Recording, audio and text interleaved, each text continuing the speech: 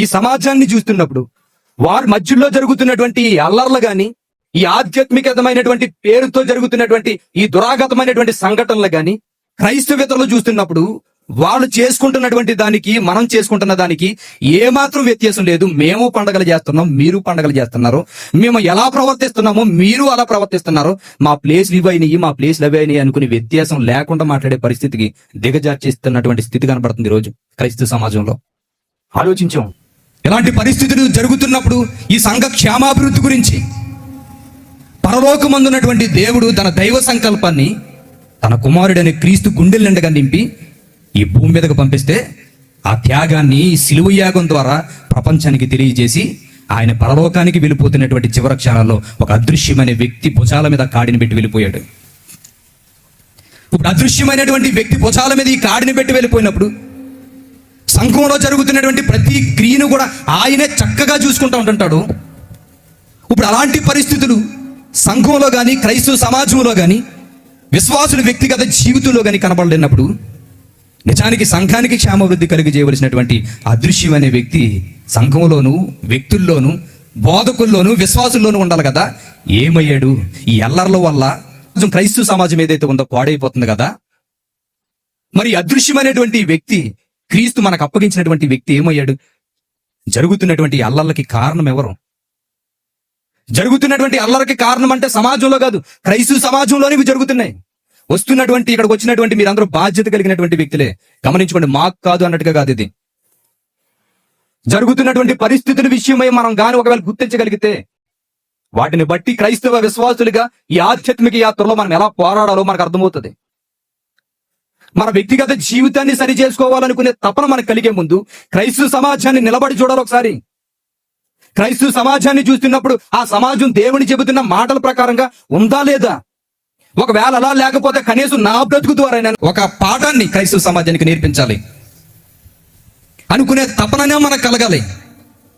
చాలా మంది ఉద్యమం చేస్తున్నటువంటి వీరులు చూడండి, వాళ్ళు సంపాదించుకోవాలో, వాళ్ళ ఉద్యమం ఏదైతే ఉన్నదో దాని ప్రకారంగా యుద్ధానికి వెళ్ళరు. వాళ్ళు సమాజంలో జరుగుతున్నటువంటి కొన్ని పరిస్థితుల్ని వారి మింగుడు పట్టలేక, వారు ఏమాత్రం సహించలేక తిరుగుబాటు ప్రారంభిస్తూ ఉంటుంటారు. అప్పుడు వాళ్ళలో కూడా విప్లవ పోరాటం పెరుగుతూ ఉంటుంటది. నేను అనుకుంటే విప్లవం నాకు రాదు. సొసైటీని నేను చూస్తున్నప్పుడు, సొసైటీ చెడిపోతుంటున్నప్పుడు నా బాధ్యత ఏంటని నాకు గుర్తుకు చేసేది నేను చూస్తున్నటువంటి సమాజంలో ఉన్నటువంటి లోపాలు నన్ను మేలుకొలుపుతూ ఉంటుంటది. ఇది నీకు బాగా అర్థమైతే క్రైస్తవ సమాజంలో జరుగుతున్నటువంటి ప్రతి విషయాన్ని ఒక క్రైస్తవుడిగా రూపుదిద్దాలనుకుని నువ్వు మార్చాలనుకునే తప్ప నీకు ఎప్పుడు వస్తుంది అని అడిగితే, క్రైస్తవ సమాజం వాక్యం ప్రకారంగా ఉందా లేదా నా వల్ల అయినా దాన్ని ఏదో ఒక విధంగా క్రీస్తుకి నచ్చినట్లుగా మార్చడానికి నా వంతు ప్రయత్నం చేయాలనుకునే తపన మనకు రావాలి. కాబట్టి బాధ్యతగా మనం అందరం ఈ మాటలు వినండి. ఇప్పుడు జరుగుతున్నటువంటి క్రైస్తవ సమాజంలో జరుగుతున్నటువంటి ఈ అల్లర్లకి దేవుడికి ఏమి సంబంధం లేదా అని అడిగితే పరిశుద్ధ లేఖనం ఏమని చెప్తుందో తెలుసా? అపోస్తలుడైన పౌలు కొరింథీ సంఘానికి మొదటగా పత్రికను రాస్తూ చెబుతున్నటువంటి మాటలు చూడండి ఒకసారి. కొరింథీయులకు రాసిన మొదటి పత్రిక 14వ అధ్యాయము 32వ వచనం దగ్గర నుంచి జాగ్రత్తగా చూడండి. ఏమని చెప్తున్నాడు? ప్రవక్తల ఆత్మలు ప్రవక్తల స్వాధీనంలో ఉన్నవి, అలాగే పరిశుద్ధుల సంఘములన్నింటిలో దేవుడు సమాధానమునికే కర్త గాని అల్లర్లకి కర్త కాదు. ఈ మాట పట్టుకుందండి నిజంగా నన్ను. క్రైస్తవ సంఘాల్లో, సమాజంలో జరుగుతున్నటువంటి ఈ దారుణమైన వికృతమైన చేష్టలు ఈ రోజు క్రైస్తవ విశ్వాసుల గుంపుల్లో జరుగుతున్నప్పుడు దేవుడు ఏం చేస్తున్నాడు? పరిశుద్ధాత్ముడికి నిలయమైనటువంటి సంఘం అల్లరికి కర్త కాకుండా సమాధానానికి మాత్రమే కర్త అయినప్పుడు ఈ అల్లర్లు జరుగుతున్నప్పుడు పరిశుద్ధాత్ముడు ఎక్కడున్నాడు అనుకునే ప్రశ్నలు వేసుకున్నాను. అర్థమైందండి. సమాజంలో తిరుగుతున్నప్పుడు ఈ క్రిస్మస్ మీటింగ్స్ కి, లేదంటే అంతకు ముందు మీటింగ్స్ కి తిరిగినటువంటి పరిస్థితులను చూస్తున్నప్పుడు ఎంత దారుణమైనటువంటి పరిస్థితులు అంటే, ఈ క్రిస్మస్ ఇప్పటి వరకు జరిగిన క్రిస్మస్ చాలా క్రిస్మస్ కటింగ్ డాన్స్ కి దానికి సంబంధం ఏముండదు. ఇంకా ఎంత దారుణమైనటువంటి పరిస్థితులు ఉన్నాయి. అన్నిప్పుడు ఇంత కష్టపడి, ఇంత ప్రయాసపడి, ఇంత అమౌంట్ ఎంత వెచ్చించి చేస్తున్నటువంటి దాంట్లో పరిశుద్ధాత్ముడు ఒకవేళ లేకపోతే ఏం ఉపయోగం? అది ఈ రోజు జరుగుతున్నటువంటి పరిస్థితి ఏంటంటే బాధాకరమైంది. సంఘాలు వ్యక్తిగతంగా సేవకుడి దగ్గర నుంచి విశ్వాసుల వరకు స్వీయ పరిశీలన అతి ప్రాముఖ్యం. ఇప్పుడు దేవుడు ఏమన్నాడు తెలుసా? అల్లరికి నాకు సంబంధం ఏమీ లేదు. అల్లరి జరుగుతున్న చోట నేను ఉండను. నేను సమాధానానికే కర్తను గాని అల్లరికి మాత్రం కర్తను కాదు. జరుగుతుంది నాకు సంబంధం లేదు, నా ద్వారా జరిగేది కూడా కాదు. మరి చేస్తున్న వారందరూ ఏ మైకులో చేస్తున్నారు? ఈ వేడుకలు చేస్తున్న వారు ఏ మైకులో చేస్తున్నారు? ఎవరు నీడ కింద చేస్తున్నారు ఇవన్నీ? అంటే దేవుని పేరు పెట్టుకున్నంత మాత్రంలో దేవుడు మన గుంపులతో పాటు నడుస్తాడు అనుకునేది అంత అమాయకమైన జనాంగం బయలుదేరిందంటే ఏ విషయాల మీద అవగాహన కలిగి ఉన్నారు ఆధ్యాత్మికంగా? నిజంగా ఈ పరిస్థితులు ఆలోచించి ప్రశ్న వేసుకుంటే కొన్ని పరిస్థితులు ఇంతంత డబ్బులు వెచ్చించి చేస్తున్నటువంటి ఈ కార్యక్రమాలు ఏవైతే ఉన్నాయో, వేడుకలు, ఈ పండగలు అనుకుంటూ వేడుకలు అంటే ఏవైతే చేస్తున్నారో అవన్నీ నిజంగా దేవుడికి సంబంధం లేదంటే మన పరిస్థితి ఎలాగున్నదో ఆలోచించండి. మీరున్న గ్రామాల్లో జరుగుంటది ఇప్పటి వరకును. మీరున్న సంఘాల్లో ఎలాంటి పరిస్థితులు ఉన్నాయో మీకు తెలుసు. ఇలాంటి వాటి విషయమే కనీసం అవగాహన మనం తెప్పించుకోకపోతే ఈ ఆధ్యాత్మిక చింతల్లో ఒక రోజు ఈ గమ్యాన్ని ముగించిన తర్వాత మనం నేరుగా వెళ్ళి ఎక్కడ కూర్చోలో తెలుసా? క్రీస్తు న్యాయపీఠం ఎదుట మనం నిలబడాలి. ఆ రోజు ఆయన అడుగుతున్న ప్రశ్నలకి అమాయకుల తలదించుకుంటూ ఊరుకోవడం, అవిధేయులైన వారి మీదకి దేవుని ఉగ్రత వస్తుంది. ఆ విషయాన్ని గుర్తించుకోవాలి మనమందరం. ఇలాంటి పరిస్థితులు జరుగుతున్నాయి కనుక సంఘాన్ని క్షేమాభివృద్ధి కలిగి చేసినటువంటి పరిశుద్ధాత్మని అప్పగించి వెళ్ళిపోయిన తర్వాత ఆయన ఉంటున్నటువంటి పరిస్థితుల్లో చూస్తున్నా కూడా అల్లర్లో పేటు రేగిపోతున్నాయి. అంటే సంఘంలో ఆ పరిశుద్ధాత్ముడు ఉనికి కనపడకుండా వెళ్ళిపోయిందంటే పరిశుద్ధాత్ముడు పరిస్థితి ఏంటి? అసలుకేనే ఆయన పరిస్థితి ఏంటి? పరిశుద్ధాత్ముడు నాలో ఉన్నాడు అనుకునేవాడు ఒకడు, మా సంఘంలోనే ఉన్నాడు అనుకునే వాళ్ళు ఒకరు, మేము చేస్తుందంతా పరిశుద్ధాత్మ ప్రారంభంతోనే జరిగింది అనుకునేటువంటి వ్యక్తులు చాలా మంది ఉన్నారు. ఇలాగనుకుంటూ వారి గుడ్డితనంతో ముందుకు వెళ్ళిపోతా ఉంటుంటే చూస్తున్నటువంటి సమాజాన్ని వాక్యం ప్రకారంగా ఒకవేళ స్కాన్ చేసి చూస్తే పరిశుద్ధాత్ముడు కనబడకపోతే పరిశుద్ధాత్ముడి పరిస్థితి ఏంటి? నిన్ను మార్చడానికి వచ్చాడు, సంఘాన్ని మార్చడానికి వచ్చాడు. విశ్వాసులుగా ఉంటున్నటువంటి వ్యక్తి జీవితాలు బలపరచడానికి, సేవకుడిని మార్చడానికి, ఆయనతో మాట్లాడిపించుకోవడానికి వచ్చినటువంటి పరిశుద్ధాత్ముడికి సంఘాల్లో పనే లేకుండా పోయిందే. మరి పరిశుద్ధాత్ముడి పరిస్థితి ఏంటి? నిజంగానండి ఈ పరిశుద్ధాత్ముడి గురించి ఎందుకు మాట్లాడుకోవాలంటే క్రీస్తు రెండవ రాకడలో వచ్చే సమయానికి ఆయన ఎదుట ఒక కన్యక పవిత్రంగా ఉంచేటువంటి బాధ్యత తీసుకున్నవాడు పరిశుద్ధాత్ముడు. ఆ పరిశుద్ధాత్ముడు అనుక్షణం క్రీస్తు కొరకు సిద్ధపరిచేటట్లుగా మనందరినీ సిద్ధపరుస్తూ ఉంటుంటాడు.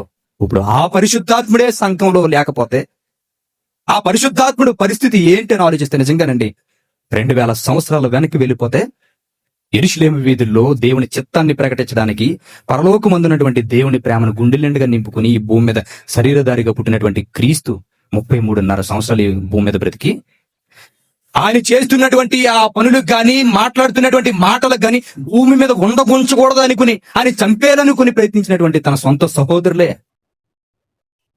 తనని చంపడానికి సిలువు యాగంతో తీసుకువెళ్ళిపోతున్నటువంటి ఆ దినాల్లో ఆయన ప్రజలందరూ ఆలోచింపదగ్గ మాటలు మాట్లాడాడండి ఆయన పరిశుద్ధాత్ముడి గురించి. ఆ రోజు సిలువు యాగంతో సిలువు పట్టుకుని వెళ్ళిపోతున్నటువంటి క్రీస్తు తనకు తగిలినటువంటి దెబ్బల గురించి బాధపడలేదు. తన గుండెల్లో ఎంతో బరువైన ఆవేదన ఉంది. నా సొంత సహోదరులే నా పరిస్థితి ఇలా చేశారని, నా సొంత శిష్యుడే నాతో పాటు తిరిగిన వాడు ఇలా చేశారని ఆ గుండెల్లో భారం ఉన్నా ఆయన ఆలోచించేది తెలుసా? రాబోతున్న రోజుల్లో జరగబోయే ఆలోచనల గురించి మాట్లాడేవాడండి ఆయన. ఆయన గురించి ఏమాత్రం పట్టించుకునేవాడు కాదు. దేవుని సంకల్పం నిర్వీర్యమైపోయే పరిస్థితి ఎలా వస్తుంది అనుకునేటువంటి ఆలోచన మీద అవగాహన కలిగి సమాజాన్ని మేలుకొల్పడానికి ఎన్నో మాటలు మాట్లాడేవాడు ఆయన. అలాంటి మాటల్లోనండి ఆలోచింపదగ్గ మాట్లాడే తెలుసా? యెరూషలేము వీధులంటే వెళ్ళిపోతున్నప్పుడు ఆయన గుండెల్లో ఎంతో బాధ ఉంది. ఆ బాధ అంతా చూస్తున్నాడు ఒక పక్క నుంచి. వేషధారణతో ఆయన మీద ఎంతో మమకారం అనుకుని ప్రభువానికి జరిగిందా అనుకుని కన్నీళ్లు గారుతున్న వారి వేషధార బ్రతుకులు చూశాడు. ఈ సమాజాన్ని చూస్తున్నప్పుడు కుళ్ళు పట్టుకునేటువంటి ఈ సమాజంలో దేవుని సంకల్పాన్ని నెరవేర్చడానికి వచ్చానని నేనే ఇన్ని కార్యాలు వాళ్ళ కంటికి ముందు కనబడేటట్టుగా చేస్తున్న నన్నే ఇంత దారుణం చేసేస్తున్నారే, నేను వెళ్ళిపోయిన తర్వాత వేరొక ఆదరణకర్త ఈ భూమి మీదకి వస్తాడు. నేను వెళ్ళిపోయిన తర్వాత ఒక ఆదరణకర్త ఈ భూమి మీదకి వేరొక ఆదరణకర్త వస్తాడు. ఆయన పరిస్థితి ఏంటి అనుకుని ఆ రోజు సమాజంతో ఏమని మాట్లాడాడు తెలుసా? కంటి ముందు తిరుగుతున్నటువంటి నన్నే ఎలా పాడు చేశారు మీరు, ఇంత దారుణంగా నన్ను చిత్రహింసలకు గురి చేశారు. వచ్చేవాడు సామాన్యుడు కాదు. వస్తున్నటువంటి పరిశుద్ధాత్ముడు సామాన్యమైన త్యాగంతో రావడం లేదైనా. మరా క్రీస్తు రెండో రాకడలో వచ్చేంత వరకు అది ఎన్ని వేల సంవత్సరాలైనా ఈ భూమి మీద ఉండిపోవడానికి వస్తున్నాడు పరిశుద్ధాత్ముడు. ఆయన పరిస్థితి ఏంటైనా ఆలోచించాడట. 33.5 సంవత్సరాల వాడిని సుఖంగా లేకుండా చిత్రహింసలకు గురి చేస్తే ఆ క్రీస్తు నా పరిస్థితే ఎలాగున్నదనంటే నేను మరలా వచ్చేంత వరకు పరిశుద్ధాత్ముడు ఈ భూమి మీద అంటే ఆయన పరిస్థితి ఎలాగుంటుందని ఆలోచించి బాధపడి ఆయన ఏమన్నాడో తెలుసా? యెరూషలేము వీధుల్లో వెళ్ళేటప్పుడు లూకా సువార్త 23వ అధ్యాయము 31వ వచనాన్ని జాగ్రత్తగా చూడండి. ఎవరు మాట్లాడుతున్నారు ఈ మాటలో? యేసుక్రీస్తు గారు మాట్లాడుతున్నటువంటి మాటలు ఇవి. చాలా మంది వ్యాఖ్యానకర్తలు మాట్లాడుతున్నారు. ఒక్కొక్క వ్యాఖ్యానకర్త ఒక్కొక్క వ్యాఖ్యానం ఇచ్చారు ఈ రిఫరెన్స్ కి. యెరూషలేము క్రీస్తు వచ్చే సమయానికి పచ్చదనంగా ఉంటే, ఆ పచ్చదనాన్ని బట్టి అప్పుడే సహించలేనటువంటి వ్యక్తులు ఇలాంటి దురాగతమైనటువంటి చర్యలకు దిగుతున్నారే, నేనే లేకపోతే ఎండు భూములు అయిపోయిన ఈ బ్రతుకుల్లో వారు ఇంకెంత దురాగతమైనటువంటి పరిస్థితులు చేస్తారని చెప్పారని వ్యాఖ్యానకర్తలు రాశారు. ఇంకొంతమంది వ్యాఖ్యానకర్తలు అన్నారు, వారి కంటి ముందు కనబడుతున్న నన్నే ఎంత చిత్రహింసలు గురి చేశారే, వారి కంటి ముందు ఉన్నానన్న విషయాన్ని కూడా గ్రహించకుండా వారి నచ్చిన బ్రతుకులు బ్రతుక్కున్నారే. పరిశుద్ధాత్ముడి పరిస్థితి ఎలాగుంటుందన్న విషయం నేను తెలుసా. పచ్చి మ్రానుకే ఇలా చేసుంటే ఈ ఎండిన దానికి ఏమి చేద్దురో అని చెప్పి బాధపడ్డాడంటండి. పచ్చి మానుకే ఇలా చేశారంటే ఎండి దానికి ఇంకెలా చేస్తారంటే, ఇందుకే పచ్చిదేంటి ఎండిదేంటి? పచ్చిది అంటే వాళ్ళ కంటి ముందు సజీవంగా కనబడుతున్నటువంటి క్రీస్తు చేస్తున్నటువంటి కార్యాలు చూస్తున్నా, ఆయన చూస్తున్నటువంటి వ్యక్తులు గుండెల నిండగా కసే పెంచుకున్నారు కానీ పగనే పెంచుకున్నారు కానీ ప్రేమగా పలకరించినటువంటి నోరులు లేవండి. ఆయన చేస్తున్నటువంటి మేలును గుర్తించకుండా ఆయన మీద తిరుగుబాటు చేసినటువంటి వ్యక్తులే ఉన్నారు తప్ప ఆయనకి ఆశ్రయం ఇచ్చి 5 నిమిషాలు ఆయనతో ప్రేమగా మాట్లాడినటువంటి మనసులు లేవు. 33.5 సంవత్సరాలు ఏడ్చాడు. ఆయన వెళ్ళిపోతున్నటువంటి చివరి దినాల్లో బాధపడిన మాట్లాడి తెలుసా, నన్నే ఇలా చేసేస్తున్నారా, ఎండు మానుకి ఎలా ఉంటుందో నాకు అర్థం కావట్లేదు. పచ్చి మాను కంటే 33.5 సంవత్సరాలు శరీరధారిగా నేను ఉన్నాను. ఎండు మాను అంటే అర్థం ఏంటో తెలుసా, మన కంటికి కనబడలేని ఒక వ్యక్తి ఉంటాడు. ఆ అదృశ్యమైన వ్యక్తి మీద ఈ కాడి పెడతాను, కంటి ముందున్న నన్నే ఈ విషయాలు ఎంత చిత్రహింసలు పెడతంటే, నీకు కంటికి కనబడలేని కండ అంటే మీ మధ్యన జీవమే లేదన్నట్టుగా ఉంటూ మిమ్మల్ని ఆధ్యాత్మిక యాత్రలో జీవంలోనికి నడిపించగలిగే అదృశ్యమైనటువంటి వ్యక్తి పరిస్థితి ఏమవుతుందా అని దాని గురించి ఆలోచించి చింతపడ్డాడండి సిలువ మోస్తున్నటువంటి చివరి దినాల్లో. నిజానికి చదువుతూ వెళ్ళిపోతున్నప్పుడు ఇలాంటి లోతైనటువంటి సందర్భాలు ఒక క్రైస్తవ విశ్వాసిగా ఉంటున్నటువంటి నిన్ను ఒకవేళ ఇది దేని గురించి మాట్లాడుతున్నారు అన్న విషయం నిన్ను ప్రశ్నించలేకుండా ఉండిపోయిందంటే, నీకు బాధ్యత లేకుండానే బైబిల్ చదువుతున్నావు, బాధ్యత లేకుండానే సహవాసంలో కూర్చున్నావు, బాధ్యత లేకుండానే బోధలో మనం వింటున్నాం. ఒకవేళ బాధ్యతే ఉంటే ఇది ఎవరి గురించా అని ఒక నపుంసకుడు ఎలాగైతే ఆలోచించాడో మనం ఆలోచించదు. మీ మాటల గురించి ఆలోచన లేవు మనకి. పరలోకమందున్నటువంటి దేవుని యొక్క గుండెల్లో ఎంత భారం పెరిగింది, ఆ భారం అన్నానికి నా భుజాలు మోద్దాం అనుకునేటువంటి తపన లేవు గనుకే సమాజం కంటికి కట్టినట్టుగా కనబడుతుంది. సొదొమ గొమొర్రా ఆ రోజు ఉన్నటువంటి స్థితిని బట్టి లోతు దినాల్లోను, ఆ రోజు నోవా ఉన్నటువంటి దినాల్లో ఉన్నటువంటి పరిస్థితులు ఏ మాత్రం కొదువు లేకుండా ఈనాడు ఈ సమాజం ఏలుతుందంటే చూడండి ఒకసారి. ఇప్పుడు ఇలాంటి పరిశుద్ధాత్ముడి గురించి ఎందుకు మాట్లాడుతుందంటే, పరిశుద్ధాత్ముడి గురించి, ఈ పరిశుద్ధాత్మ ప్రేరణ విషయంలో పరిశుద్ధాత్మ యొక్క ఉనికి గురించి, ఈ పరిశుద్ధాత్ముడి గురించి చాలా బిజినెస్ జరుగుతుందండి బయట, తెలుసా? పరిశుద్ధాత్ముడి పేరు చెప్పుకొని వ్యాపారాలు కొనసాగిస్తున్నటువంటి వాళ్ళు ఎంతో మంది ఉన్నారు. పరిశుద్ధాత్ముడిని పేరు చెప్పుకుని ఎన్నో చెయ్యకూడనటువంటి పనులు చేస్తున్నటువంటి పరిస్థితులు ఉన్నారు. వాళ్ళు ఎందుకు చేస్తున్నారు ఇవన్నీ? దేవుణ్ణి నమ్ముకున్నటువంటి పిల్లలే కదా వాళ్ళు, దేవుని మాటలు చెబుతున్న సేవకులే కదా. మరి అలాంటిటప్పుడు పరిశుద్ధాత్మ పేరు మీద ఎందుకు ఇలాంటి మోసాలు జరుగుతున్నాయి? మరి ఇంతమంది ఇలాంటి పరిస్థితుల్లో విశ్వాసుల దగ్గర నుంచి సేవకుల వరకు పరిశుద్ధాత్ముని విషయంలో ఎన్నో మాటలు మాట్లాడుతున్నారు కదా. వాళ్ళు మాట్లాడుతున్నటువంటి మాటలు చూస్తుంటే నిజంగానండి మీకు మర్చి కొన్ని విషయాలు చెప్తాను చూడండి. పరిశుద్ధాత్మని ఎలా పొందుకోవాలి అన్నాం అనుకోండి, బైబిల్లో లేని మాటలు చెబుతారు. 7 వారాల ఉపవాసాలు ఉండాలి, కనిపెడితే పరిశుద్ధాత్ముడు వస్తాడు. ఉందా బైబిల్లోనే 7 వారాలు కనిపెట్టాలని? ఉంది ఎక్కడన్నా? ఉండదు. 66 పుస్తకాలు కింద మీద పడి దిక్కున్నా ఉండదు. మరి ఎక్కడి నుంచి వచ్చింది? పుట్టుకించారంతే. బైబిల్ చదవం కదా మనం, అందుకని మనల్ని ఎలా నడిపిస్తా ఉండంటారు. నెక్స్ట్ రెండోది ఏంటో తెలుసా, వీళ్ళ బ్రతుకుని చూస్తే అర్థమవుతుంది దేవుడి కొసాన్ని కూడా వీడికి అర్థం కాలేదనుకుని, ఏ మాత్రం అర్థం కాలేదని అర్థమవుతుంది. ఇప్పుడు ఇలాంటి పరిస్థితుల్లో క్రైస్తవ సమాజంలో బ్రతుకుతున్నటువంటి వ్యక్తులు ప్రశ్నించుకునేటువంటి మాటల బోధలు మనకు వినబడుతున్నప్పుడు, ఆ వినబడుతున్నటువంటి బోధలకు మనమందరం కూడా లొంగిపోతున్నట్టుగా ఆయన దగ్గరికి పరిగెట్టుకుని ఆ మాటలు విని మన జీవితాలు సరి చేసుకుని పాడైపోతున్న క్రైస్తవ సమాజానికి మేల్కొల్పే క్రీస్తు సైనికుడిగా నిలబడవలసిన బాధ్యత మన దగ్గర ఉంది. ఆ బాధ్యతను భుజాల మీద పెట్టుకునే వ్యక్తులు ఎవరున్నారు చెప్పండి? ఆ బాధ్యతను భుజాల మీద పెట్టుకునేటువంటి ఆ తపన ఎవరిలో ఉంది చెప్పండి? మీరు అనుకోవచ్చు పరిశుద్ధాత్ముని సంపాదించకపోతే ప్రాబ్లం ఏంటి అనుకుని. చాలా ప్రాబ్లం అండి. ఎందుకంటే ఈ విషయం ఎందుకు చెప్తున్నానంటే, పరిశుద్ధాత్మ ముసుగులోనే ఇన్ని దుర్మార్గమైనటువంటి పనులు చేస్తున్నారు. పరిశుద్ధాత్మని పొందుకుంటే జీవితాలు ఎలాగుంటాయి అనుకుని చూపించి, ఆ పొందుకోవాలంటే డబ్బులు ఎత్తే బాగుంటది అనుకుని చెప్పేవాడు ఒకడైతే, 7 వారాలు ఉపవాసాలు ఉండమని చెప్పేవాళ్ళు ఒకలైతే, సేవకుల చేత చేతులు పెట్టుకుని అభిషేకించబడితే వాళ్ళకు వస్తుందని ఒకళ్ళు చెబుతా ఉంటే, ఇన్ని బోధల్లో ఏది సత్యమో తెలియనటువంటి పరిస్థితుల్లో ఈ రోజు ఈ సెమినార్కి మీరు అందరూ వచ్చారు. మీలో చాలా మందికి క్లారిటీతో ఉండదు. ఈ రోజు మీతో మాట్లాడుతున్నటువంటి సబ్జెక్ట్ ఏదైతే ఉందో దాని గురించి మొట్టమొదటిదే పరిశుద్ధాత్ముడిని ఎలా పొందుకోవాలి? పరిశుద్ధాత్ముడిని ఎలా పొందుకోవాలి? పొందుకున్నటువంటి వ్యక్తి ఎలా ప్రవర్తిస్తా ఉంటుంటాడు? పరిశుద్ధాత్మని పొందుకోవడం ఎలాగా? పరిశుద్ధాత్మను పొందుకుంటే ఆ వ్యక్తి ఎలా ప్రవర్తిస్తా ఉంటుంటాడు? పరిశుద్ధాత్మని పొందుకోకపోతే ఏం నష్టం జరుగుతుంది? ఈ 3 ప్రశ్నలు సమాధానం నేను చెప్తాను. ఈ 3 మీ దగ్గర ఉన్న నోట్బుక్ల్లో కన్నా మీ గుండెల్లో ఎక్కువగా నింపుకోండి. ఈ మాటలు చాలా ప్రాముఖ్యం. ఇవి రాసుకోవలసిన వాళ్ళు రాసుకోండి. చాలా ప్రాముఖ్యమైనటువంటి సంగతులు ఇవి. ముఖ్యంగా మనం చూడవలసింది ఏంటంటే పరిశుద్ధాత్మని పొందుకోకపోతే జరిగే నష్టాలు. మొట్టమొదటి దగ్గర నుంచి చూసుకుంటూ వెళ్దాం. పరిశుద్ధాత్మని మనం పొందుకోకపోతే జరిగే నష్టం ఏంటంటే చాలా విషాదకరమైనటువంటి మాట, చాలా బాధాకరమైన మాట. పరిశుద్ధాత్మనే మనం పొందుకోకపోతే నిజానికి దేవుని భక్తి గురించి అన్వేషిస్తున్నటువంటి వ్యక్తులు ఎవరైతే దేవుడంటే గుండె నిండుగా ప్రేమ పెట్టుకున్నటువంటి పిల్లలు ఉంటారండి, కానీ సరైన ప్రాసెస్ లో వెళ్ళరు వాళ్ళు. ఎందుకంటే వాళ్ళకి తర్ఫీదు అలాగే ఇచ్చారు. మీలో ఉన్నటువంటి వాళ్ళకి చాలా మందికి తపన ఉంటది. దేవుడంటే చాలా మమకారం ఉంటది, చాలా ప్రేమ ఉంటది, కానీ ప్రొసీజర్ ఏంటో తెలియక కొన్ని తప్పటడుగుల ద్వారా దేవుని సన్నిధికి చేరుకుంటూనే ఇదే భక్తిని కొని ఉంటున్నటువంటి పిల్లలు మనలో చాలా మంది ఉంటారు. మీరందరూ కూడా ఒకరికొకరు ప్రశ్నించుకోండి, ఇది నా జీవితంలో జరిగిందా లేదా? పరిశుద్ధాత్మని నేను పొందుకున్నానా లేదా? పొందుకోలేనందుకేనేమో నేను ఇన్ని నష్టాల్లోనికి వెళ్ళిపోయాను. పొందుకుంటే ఈ విధంగా ప్రవర్తిస్తానా? మీకు మీరే చెక్ చేసుకునేటువంటి టాపిక్ ఇది. కాబట్టి మొట్టమొదటిగా పరిశుద్ధాత్మని పొందకపోతే జరిగే నష్టం ఏంటి చూడండి ఒకసారి. రోమపత్రిక అపోస్తలుడైన పౌలు రోమా సంఘానికి రాస్తూ చెబుతున్నటువంటి మాటలో ఏమని చెబుతున్నాడో జాగ్రత్తగా చూడండి. ఇప్పటి వరకు మీరు చదివిందైనా సింపుల్ గా తీసుకోవద్దు, మనసు పెట్టి ఒకసారి ఆలోచించండి. మీ మనసు ఏం చెబుతుంది? ఇప్పటి వరకు దీన్ని ఈ కోణంలో నేను ఎందుకు చదవలేకపోయినా? రోమపత్రిక 8వ అధ్యాయము 14వ వచనం చూడండి ఏమని చెప్తున్నాడు. దేవుని ఆత్మచేత ఎందరైతే నడిపింపబడుదురో వారందరూ దేవుని కుమారులయ్యుందురు.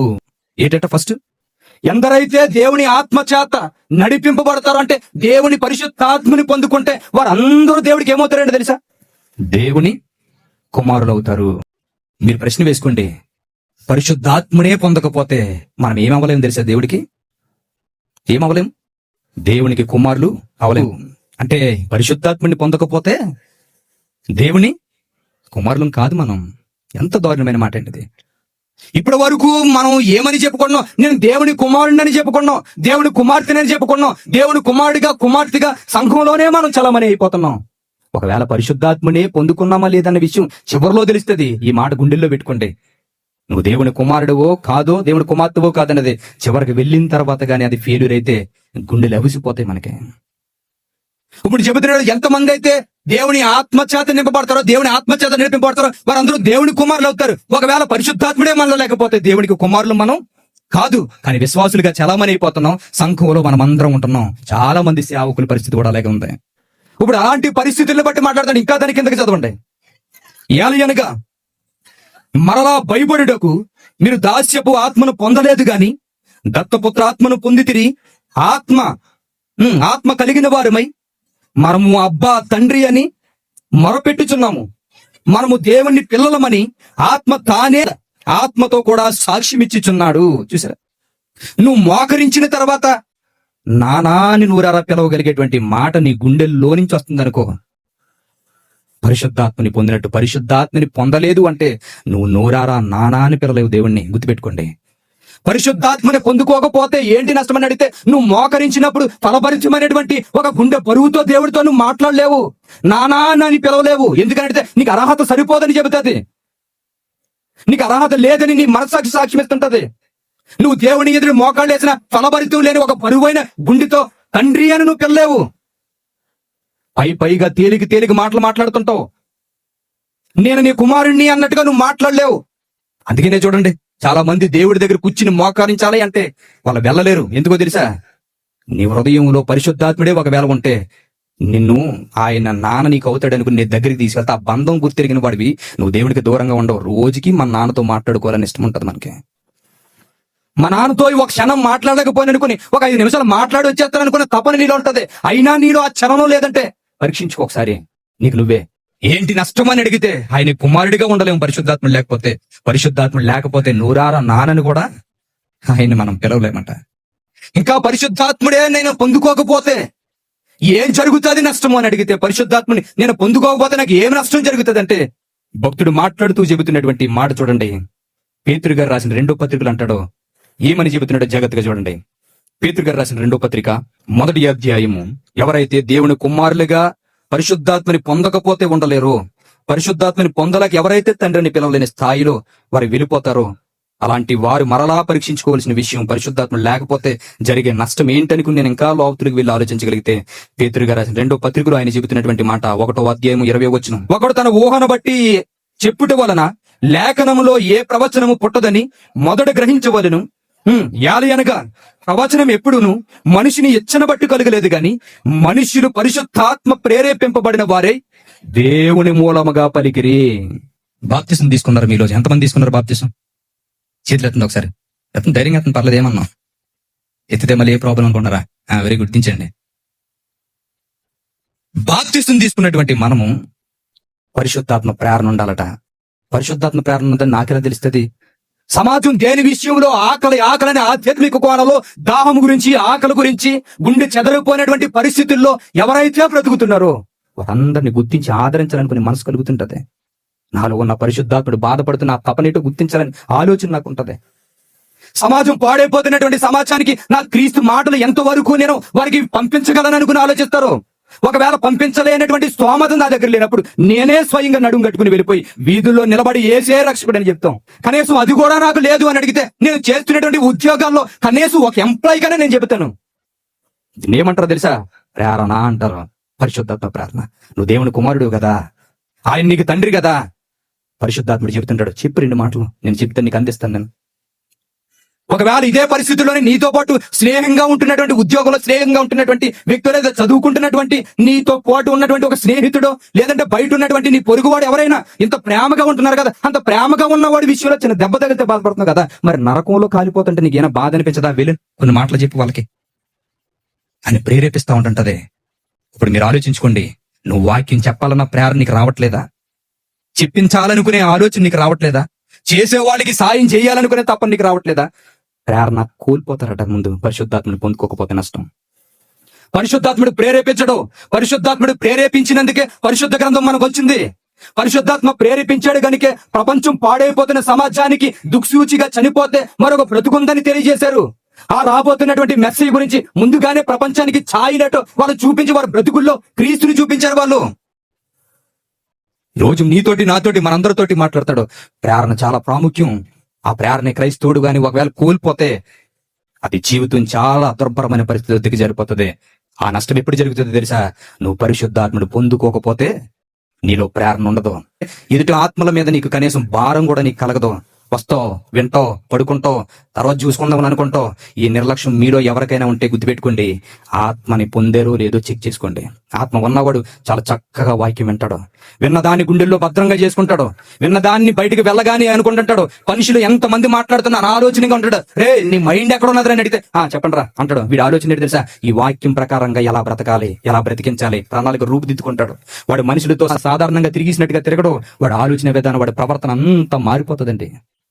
సమాజానికి వేరుగా ఉంటుంటాడు, ప్రపంచమంతా గుర్తించేటట్లుగా ఉంటుంటాడు. ఇప్పుడు ఈ ప్రేరణ ఉందో లేదో చెక్ చేసుకోండి. ఒకవేళ పరిశుద్ధాత్ముడు లేడు అంటే మనలో ఉండే నష్టం ఏంటో తెలుసా? ప్రేరణ కోల్పోతాం మనం. ప్రేరణ ఉన్నది కనుక పరిశుద్ధ లేఖనాలు మన దగ్గరకు వచ్చినాయి. చూడండి ఒకసారి జకరియా గ్రంథం చూడండి. ఒకసారి జకరియా గ్రంథం 7వ అధ్యాయం. ఆ ప్రేరణ ఉంది కనుక ఈ రోజు నువ్వు నేను పరిశుద్ధ గ్రంథాన్ని ఇంతగా మనం చదవగలుగుతున్నామంటే దానికి గల కారణం ఏంటి అని చెప్తున్నాడు తెలుసా? జకరియా గ్రంథం 7వ అధ్యాయము 12వ వచనం. ధర్మశాస్త్రమును పూర్వీకులైన ప్రవక్తల ద్వారా సైన్యములకు అధిపతిగా యెహోవా తన ఆత్మ ప్రేరణ చేత తెలియజేసిన మాటలను చూసారా? ఏం చేశాడట దేవుడు? నువ్వు దేవుని మాటలు ఎదుటివాడికి చెప్పడానికి దేవుడు ఎంతగానో ఇష్టపడతాడండి. కానీ ఆయన పొందకపోతే ఆయన నీకు ఏం ప్రేరణ ఇవ్వగలడు? ఇప్పుడు ఇలాంటి పరిస్థితుల్లో ఆ ప్రేరణ ఏదైతే పరిశుద్ధాత్ముడు మనకి ఇస్తున్నటువంటి మాటలు ఏవైతుందో ఆ మాటలు వినేటువంటి ఆలోచన, ఆ ప్రేరణ మనకు కలగడం లేదంటే, కనీసం ఎదుటి వారికి చెప్పాలనుకునే తపన మనకి రావడం లేదంటే పరిశుద్ధాత్మని పొందుకున్నావో లేదో ఆలోచించుకోండి. అక్కడ చెబుతున్నటువంటి మాట చూడండి. ధర్మశాస్త్రంలో పూర్వీకులైన ప్రవక్తల ద్వారా సైన్యములకు అధిపతిగా యెహోవా తన ఆత్మ ప్రేరణ చేత తెలియజేసిన మాటలో ప్రేరణ లేని వారు ఏం చేశారంట తెలుసా? పరిశుద్ధాత్మను పొందుకోలేని వారు ఏం చేశారంట తెలుసా? చూడండి. తాము వినకుండినట్లు హృదయములను కురివిందం వలె కఠినపరుచుకొనిరి గనుక సైన్యములకు అధిపతిగా యెహోవా యొద్ద నుండి మహోగ్రత వారి మీదకి వచ్చింది. ఏమి నష్టం? నీ ప్రాణానికి ముప్పుదది. నీ ఆధ్యాత్మిక జీవితంలో నువ్వు ఆధ్యాత్మికంగా ఒకవేళ మట్టుబట్టిపోయే పరిస్థితుల్లోనే ఒకవేళ వెళ్ళిపోతే, నీ జీవితమే భ్రష్టత్వంలోనికి వెళ్ళిపోతే, నీ జీవితం మరలా ఎక్కడ నిలబడుతుందో తెలుసా? ఆరిని అగ్నిలో నిలబడుతుంది ఆ రోజు. దేవుని మాటలు వినబడుతున్నప్పుడు ఆయన గురించి బ్రతకాలనే కసి రావాలి మనకి. దేవుని మాటలు వింటున్నప్పుడు ఆయన గురించి ఎవరినో ఒకరిని మార్చాలనుకునే తపన రావాలి మనకి. దేవుని మాటలు వింటున్నప్పుడు నా స్థితి ఏంటి ఇలా దిగజారిపోతాను అనుకునే కనీసం పౌరుషం రావాలి మనకి. నేను అడుగుతున్నాను, ఈ మాటలు చెబుతున్నప్పుడు మనం పరీక్షించుకుంటున్నప్పుడు మన స్థితి ఏంటో మనకు అర్థమవుతుందా? అర్థం అవ్వకపోతే గుర్తుపెట్టుకోండి, నష్టం జరిగింది మీ ఆధ్యాత్మిక జీవితానికి. మీ ఆధ్యాత్మిక జీవితానికి నష్టం జరిగింది. ఆ విషయాన్ని జ్ఞాపకం ఉంచుకోవాలి. ఇంకేంటి పరిశుద్ధాత్మని పొందకపోతే నాకు జరిగే నష్టం ఏంటి అని అడిగితే, ఒకటి కుమారులుగా ఉండలేము, నోరారో హృదయపూర్వంగా తండ్రి అని మనం పిలవలేము. ప్రేరణ కూడా లేకుండానే ఈ భూమి మీద జీవిస్తాం, బ్రతుకుతున్నాం అంతే. మాటకి జీవితం కొనసాగించేస్తున్నాం, ఏం ఉపయోగం లేదు. ఇంకేంటి నష్టం పరిశుద్ధాత్మని పొందకపోతే? చూడండి, యోహాను సువార్త 15వ అధ్యాయం 26వ వచనం దగ్గర నుంచి జాగ్రత్తగా చూడండి. తండ్రి యొద్ద నుండి మీ యొద్దకు నేను పంపబోవు ఆదరణకర్తను, అనగా తండ్రి యొద్ద నుండి బయలుదేరు సత్య స్వరూపి అయిన ఆత్మ వచ్చినప్పుడు ఆయన గూర్చి సాక్ష్యమిచ్చుచు, మీరు మొదట నుండి నా యొద్ద ఉన్నవారు గనుక మీరును సాక్ష్యమిత్తురు అని చెప్పాడు. జాగ్రత్తగా వినండి అమ్మా, ఈ విషయం మాత్రం చాలా జాగ్రత్తగా వినండి. చాలా మంది పొరపాట్లు చేసేటువంటి పనులువే. పరిశుద్ధాత్ముడు మనలో ఉన్నాడా లేడా మనకు రుజువేటో తెలుసా? పరిశుద్ధాత్ముడు లేకపోతే జరిగే నష్టమేటో తెలుసా? పరిశుద్ధాత్మ లేనివాడు పరిశుద్ధాత్మను పొందకపోతే ఈ వేదిక మీదకి వచ్చిన తర్వాత వాడి గురించి మాత్రమే సాక్ష్యం చెప్పుకుంటాడు. పరిశుద్ధాత్మ అనే వేరే ఆదరణకర్త మన గుండెల్లో ఉంటే ఎవరి గురించి చెప్తాడు సాక్ష్యం? తండ్రి యొద్ద నుండి మీ యొద్దకు నేను పంపబోవు ఆదరణకర్త, అనగా తండ్రి యొద్ద నుండి బయలుదేరు సత్య స్వరూపి అయిన ఆత్మ వచ్చినప్పుడు ఆయనను గూర్చి సాక్ష్యం ఇచ్చిన. ఎవరి గూర్చి? దేవుని గురించి చెప్పిస్తుంటాడు. నేను అడుగుతున్నాను, సోషల్ మీడియా ఓపెన్ చేసామనుకోండి, ఈయన భయంకరమైన మంత్రాల్లో నుంచి బయటకు వచ్చిన ఆ వ్యక్తి సాక్ష్యం.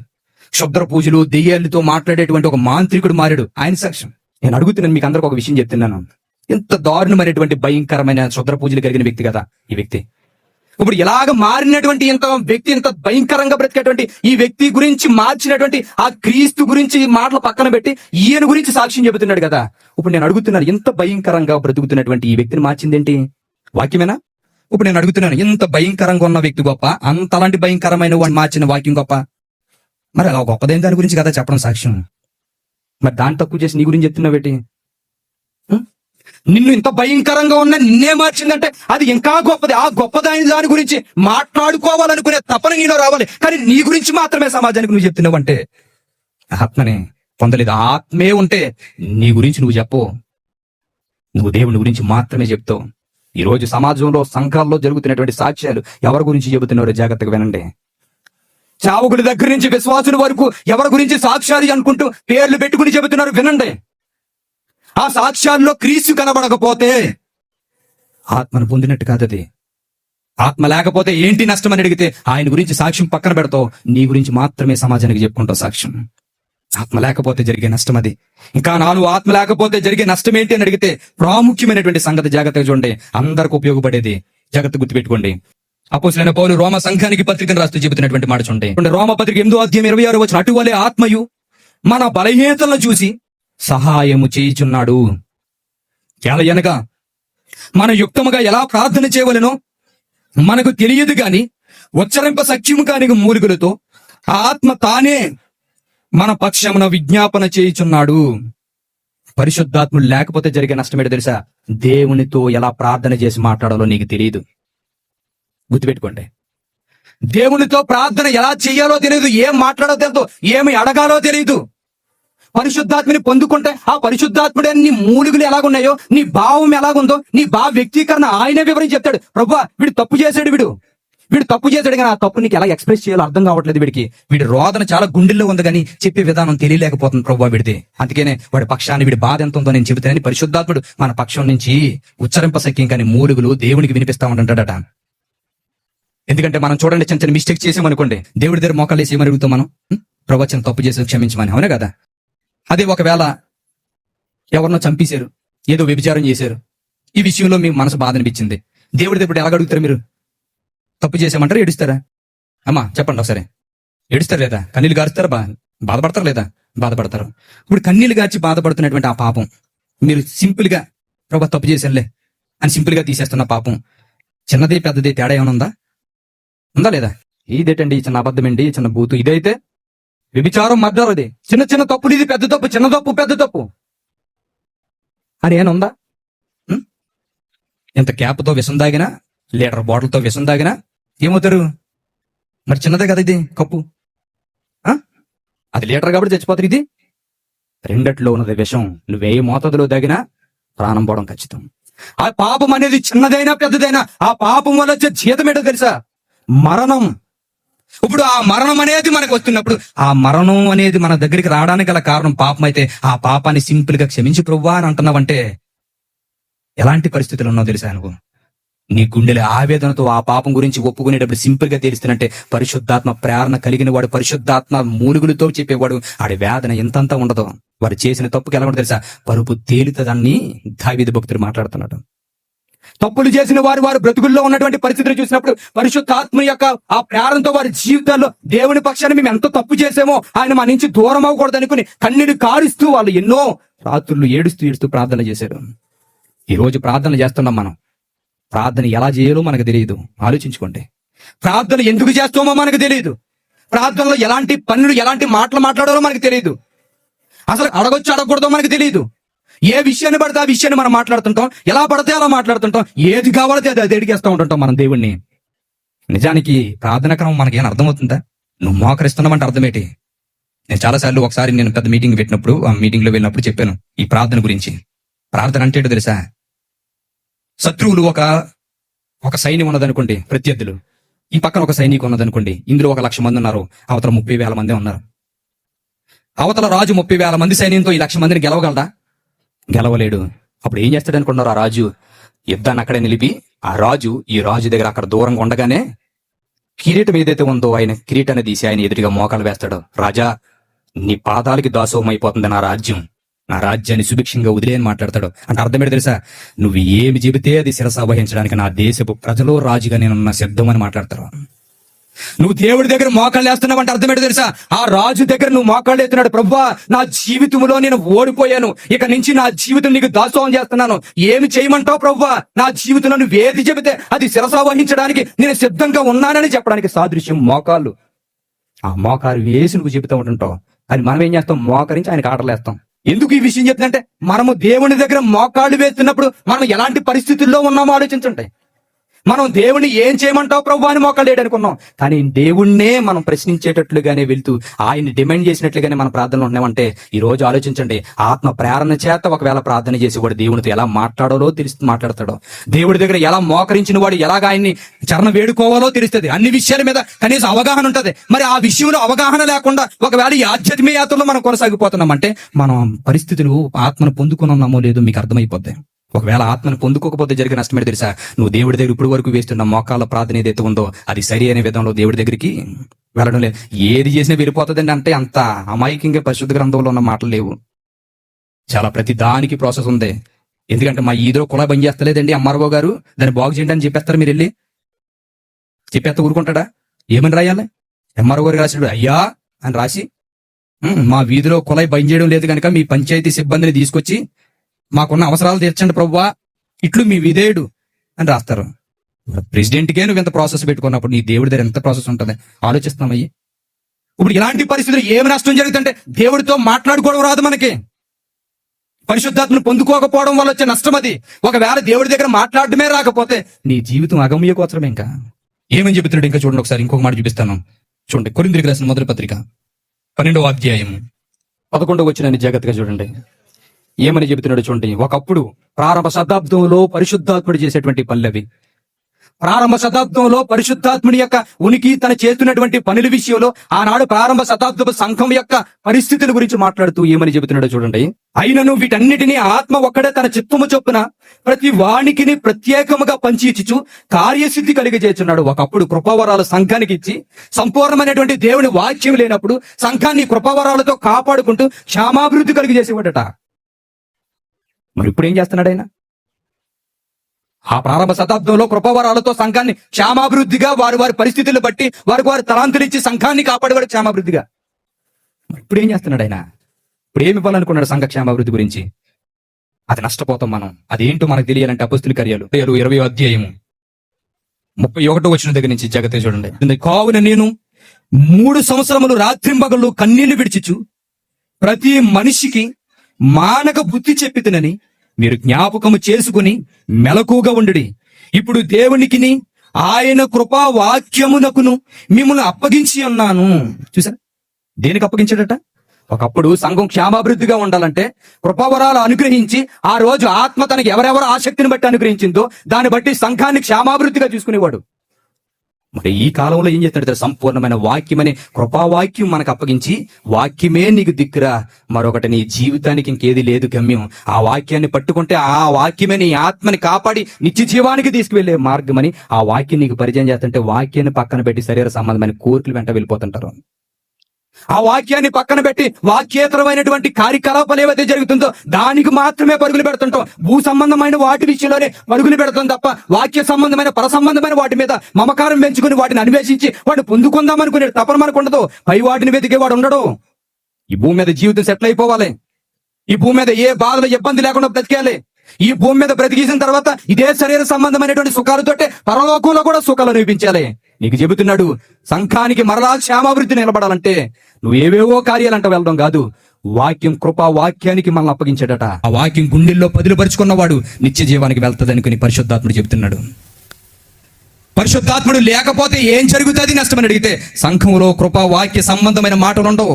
శరీర సంబంధంగా నువ్వు దేవుణ్ణి నమ్ముకుంటే నీకు ఇలాగవుతుంది, దేవుణ్ణి నమ్ముకుంటే నీవు అలాగైపోతావు, దేవుణ్ణి నమ్ముకుంటే నీ జీవితం ఇలా మారిపోతుంది అనుకుని నీ భూమి మీద ఉన్నటువంటి ఆసక్తిలే రేకెత్తిస్తూ ఉంటారు తప్ప వైరాగ్య జీవితంతో ఈ బ్రతుకొద్దు, క్రీస్తే నా జీవితం అనుకునే వ్యక్తులు లేవరెవరు కూడా. అది విశ్వాస దగ్గర నుంచి సేవకుల దగ్గర వరకు ప్రతి ఒక్కరిలోనూ కూడా ఈ విషయం కృపావాక్యం అనేది అప్పగించాడన్న విషయం మనకి ఎలా తెలుస్తుంది? పరిశుద్ధాత్ముడు ఉన్నాడా లేడా మనలో, సంఘంలో? అది లేకపోతే నష్టమేంటి అని అడిగితే సంఘంలో వాక్యం అనేది సత్యవాక్యం ప్రకటింపబడతావు. ఆయన లేకపోయినటువంటి పరిస్థితి, ఆ వాక్యమే ప్రకటింపబడకపోతే నీ ఆత్మ రక్షింపబడదు. ఈ విషయాన్ని మనం ఒక అవగాహన కలిగి ఉండాలి. పరిశుద్ధాత్ముడు లేకపోతే ఎంత నష్టం జరుగుతుంది. పరిశుద్ధాత్ముడు లేకపోతే జరిగే నష్టం ఏంటి? తండ్రి అని మనం పిలవలేము, కుమారుడిగా అర్హత లేదు, తర్వాత ప్రేరణ పొందలేము, నెక్స్ట్ క్రీస్తుని గూర్చిన సాక్ష్యం ఇవ్వలేము మనం, తర్వాత ప్రార్థన చేయలేము. దేవుడు ఏ వాక్యాన్ని తప్పగించాడు ఆ వాక్యాన్ని కట్టుబడి మనం ఉండలేం. పరిశుద్ధాత్మని పొందుకోకపోతే ఇన్ని నష్టాలు ఉంటాయి మనకి. ఇప్పుడు పరిశుద్ధాత్మని పొందుకోకపోతే ఇన్ని నష్టాలు ఉంటాయి. మరి పరిశుద్ధాత్మని పొందుకోవాలంటే బైబిల్ ఏమని చెబుతుంది? యోహాను గారు రాసిన మొదటి పత్రిక 2వ అధ్యాయము 27వ వచనం, అయితే ఆయన వలన మీరు పొందిన అభిషేకము మీలో నిలిచిచున్నది గనుక ఎవ్వడను మీకు బోధింపనక్కర్లేదు. ఆయన ఇచ్చిన అభిషేకము సత్యమే గాని అబద్ధము కాదు. అది అన్నింటినీ గూర్చి మీకు బోధించుచున్న ప్రకారముగాను ఆయన మీకు బోధించిన ప్రకారముగాను ఆయనలో మీరు నిలిచిచున్నారు. ఇందుకు అభిషేకం ఎవరిస్తున్నారు మనకి అంటే? పరిశుద్ధాత్మని పొందే విధానంలో వాళ్ళు మనుషులు కల్పించిన పద్ధతులు ఏవైతే ఉన్నాయో వాళ్ళ మాటలే చలమని చేసుకునే పరిస్థితులు ఉన్నారు తప్ప పరిశుద్ధాత్మని పొందకపోతే జరిగే నష్టాలు ఏదైతే ఉన్నాయో వాళ్ళకి చూపించి పరిశుద్ధాత్మని ఇంకో పొందాలంటే ఇలా చేయండి అనుకుని ప్రజలను మోసం చేసి వాళ్ళ ద్వారా లబ్ధి పొందేటువంటి వ్యక్తులు చాలా మంది ఉన్నారు.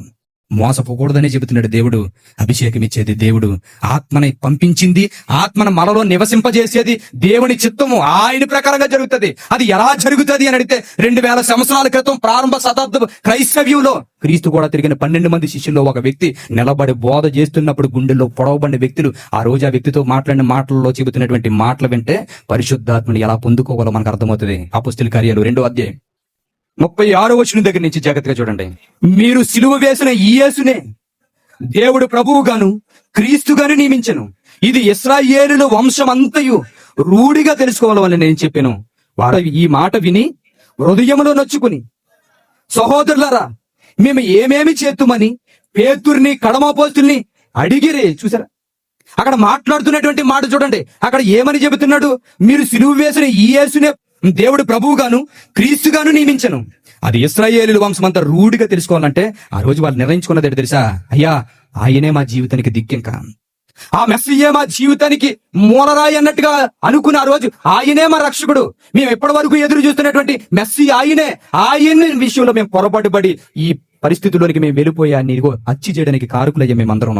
మాకు అర్థమైంది లోకంలో ఉంటే మేము ఎంత మోసపోయామో మాకు అర్థమైంది. లోకంలో మనుషుడితో ఉంటే ఎంత పాపాన్ని పోగేసుకుంటామో మాకు అర్థమైంది. లోకంలో ప్రయాస వలన మాకు వచ్చేటువంటి భాగమేటో మాకు అర్థమైపోయింది. వద్దయ్యా మాకు ఈ లోకం, ఇంకా బ్రతుకుతే క్రీస్తు గురించి బ్రతుకుతాం. ఆ దేవుడు ఎవరిని ప్రభువుకి పెట్టాడో ఆ ప్రభువునే మా గుండెల్లో పెట్టుకుంటాం మేము.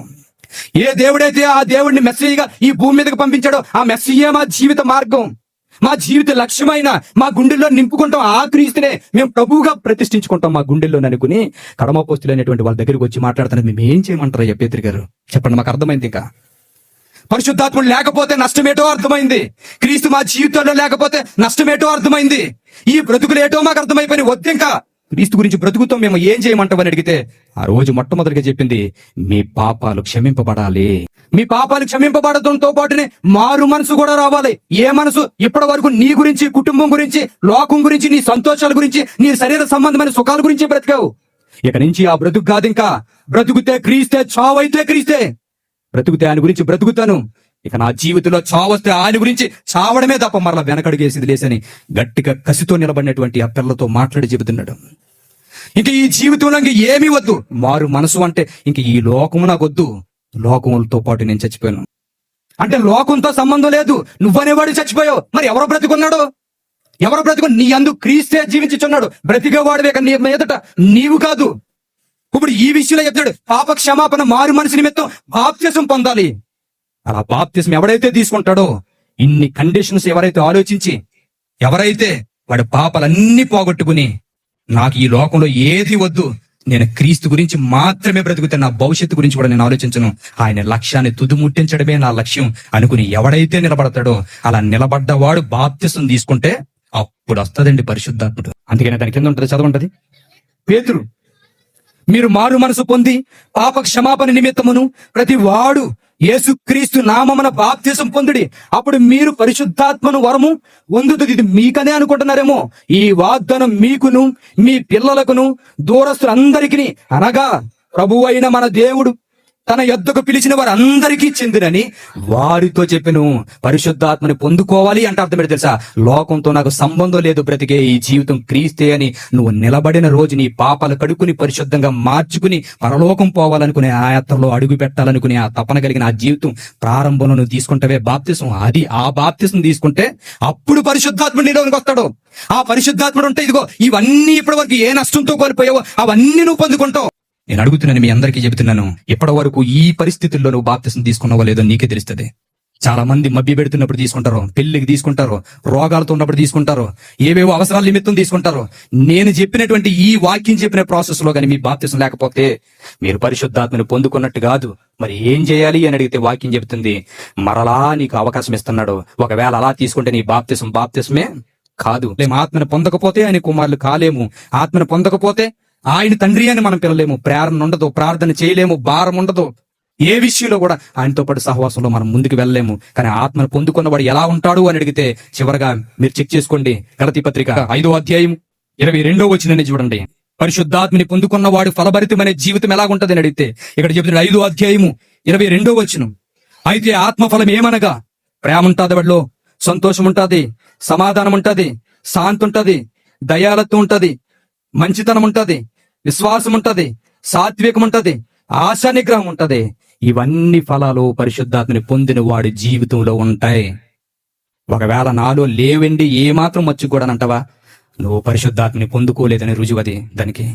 ఒకవేళ ఉన్నదాన్ని కూడా తొక్కేసే పరిస్థితిలోకి వెళ్ళావా, ప్రస్తుతంలోనికి వెళ్లే పరిస్థితులను చెక్ చేసుకుని మరలా సరైనటువంటి మార్గంలో నిలబడే వాక్యం ద్వారా నీ జీవితాన్ని దేవుడికి సమర్పించుకుని, ప్రభువా మొదట్లో నీ దగ్గర నిలబడదాం అనుకున్నాను, ఫలభరితంగా నా జీవితంలో ఉండదనుకున్నాను, కానీ ఈ వ్యక్తిగత జీవితంలో ఏ రోజు నన్ను పరీక్షించుకోకుండా ముందుకు వెళ్ళిపోయాను. వాక్యం నేరుగా నా గుండెలతో మాట్లాడింది, నా బ్రతికేట అర్థమైంది. ఈ ఫలాలు ఏవైతే ఉన్నాయో ఆత్మ ఫలాలు నాలో ఫలించలేదయ్యా, ఈ రోజు వరకును ఫలించాలని కోరుకుంటున్నాను. ఇదే ప్రాసెస్ లో నేను బాప్తిసం తీసుకున్నాను లేదన్నా మీకే తెలుస్తుంది. కాబట్టి దీన్ని బట్టి ఆయన ఎదుటి సన్నిధిలో మోకరించి ఒక్క 5 నిమిషాలు ఆయనతో పాటు మాట్లాడండి, మీకే అర్థమైపోతుంది మీ జీవితలేటో. ఈ రోజు దేవుడు మాట్లాడినటువంటి ఆ ఫలభరితమైన జీవితం ఒకవేళ లేకపోతే మీరున్న స్థలాల్లో ప్రతి ఒక్కరు లేచి నిలబడండి. ప్రతి ఒక్కరు చిన్న ప్రార్థన నాతో పాటు ప్రార్థన లేఖించండి. ఎవరు అనాలోచనగా ఉండొద్దు దయచేసి. ప్రభువా నా జీవితంలో ఇప్పటి వరకు మాట్లాడినటువంటి ఫలభరితమైనటువంటి జీవితం నాలో లేదయ్యా, నీలో నిలబడ్డాను అనుకునేటువంటి తపనతోటే నేను బ్రతికాను. కానీ ఈ రోజు వరకు ప్రతి ఒక్కరు హృదయపూర్వకంగా కళ్ళు మూసుకుని ఒక 2 నిమిషాలు దేవుడితోటి మాట్లాడండి. కొన్ని తండ్రి ఇప్పటి వరకు నా జీవితంలో ఎన్నో మాటలు నేను విన్నాను, బోధలు విన్నాను, కానీ బోధ ప్రకారంగా నేను ప్రవర్తించలేకపోయాను. బాప్తిస్మం ఎలా తీసుకోవాలనే విషయం తెలిసి కూడా దాని ప్రకారంగానే నేను కొనసాగించాను. కానీ ఆ ఫలభరితమైనటువంటి ఆ ఆత్మ ఫలాలు లేనటువంటి జీవితాన్ని గడుపుతూ ఇలా ముందుకు కొనసాగిపోతున్నాను ప్రభువా. కాబట్టి ఈ రోజు నాకు అర్థమైంది, ఈ మాటలు నాతో మాట్లాడుతున్నప్పుడు నా జీవితం ఎంతగా నేను దిగజారిపోయాను, నా జీవితంలో నేను ఎంత కోల్పోయినా నాకు అర్థమైంది ప్రభువా. ఒకవేళ ఇదే జీవితం నేను కొనసాగిస్తే ఒక రోజు నా జీవితం ముగించే సమయానికి నేను అగ్నికి ఆహుతి అయిపోతానేమో ప్రభువా. నాకు అర్థమైంది, నా జీవితాన్ని ప్రేమించి నీవు మాటలు నాకు అందించావు ప్రభువా. నా జీవితంలో ఈ మాటల్లో ఇదిగో బాప్తిసం తీసుకుని ఇప్పటి వరకు ఈ ఆత్మ ఫలాలు పొందలేకే ఫలభరితం లేని జీవితాన్ని నేను కొనసాగించాను తండ్రి. నాకు అర్థమైంది, ఇక నుంచి నా జీవితం ఫలభరితంగా ఉండడానికి నేను చేసిన తప్పులు బట్టి క్షమాపణ అడుగుతున్నాను ప్రభువా. నాకు ఒక అవకాశం దయచేయండి అని అడగండి. ఎందుకంటే దేవుడు ఇంతగా మాట్లాడుకున్న తర్వాత మనలో స్పందన ఏముంటదా అని మన వైపే చూస్తూ ఉంటుంటాడు దేవుడు. నా కొడుకు నా కుమార్తె ఏం మాట్లాడతాడా అని ఎదురు చూస్తూ ఉంటుంటాడు. ఒకవేళ దానికి స్పందన లేకపోతే చెబుతున్నాను, ఈ మాటలేని నేను మార్చలేకపోని అంటే ఇంకా నేను మార్చగలిగే మాటల శక్తి దేనికి లేదు. గుర్తుపెట్టుకోండి, దేవుని వాక్యమే నేను మార్చకపోతే, దేవుని బోధలు ఎలాంటివే నిన్ను మార్చకపోతే నీ జీవితానికి మేలుకొలుపు ఉండదు. మనం ఎలాంటి వారమైనా దేవుని ఎదుట చిన్నవారమే మనమందరం.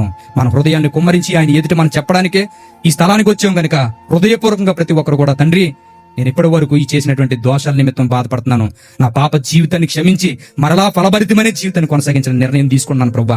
హృదయపూర్వకంగా దేవుని అడగండి ఆ మాటలు.